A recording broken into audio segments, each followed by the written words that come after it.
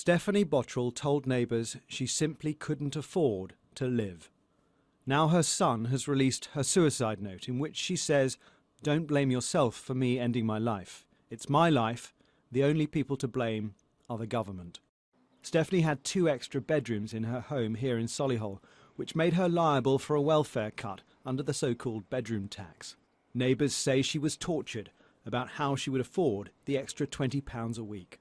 It was a shock, it was awful. I think it was absolutely disgraceful. All she needed was a bit of guidance and help and a bit of leniency on their part. It's just dreadful. Well, she told the wife that she was, finding it very difficult and find it quite stressful. But you just don't expect that, do you? So. Through Stephanie's death, I think some good might come out of it, hopefully, with this tax, because it's such an unfair tax. It's such an unfair tax, and there's people in this road that's been here 30, 40 years, and they're all frightened.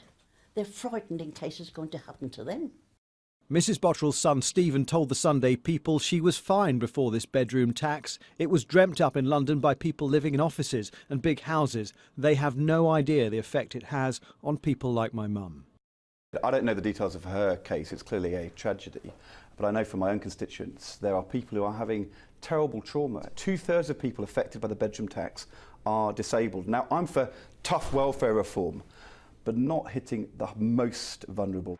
Mrs. Bottrill died after being struck by a lorry here on the M6.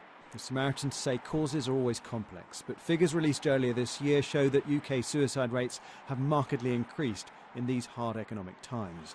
Certainly the UK government's now under growing pressure to justify its policy.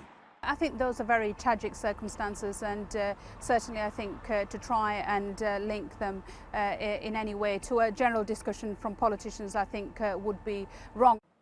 Stephanie had lived here for 18 years, raising 2 children as a single mother. Can one tax policy really have pushed her over the edge? Jason Farrell, Sky News.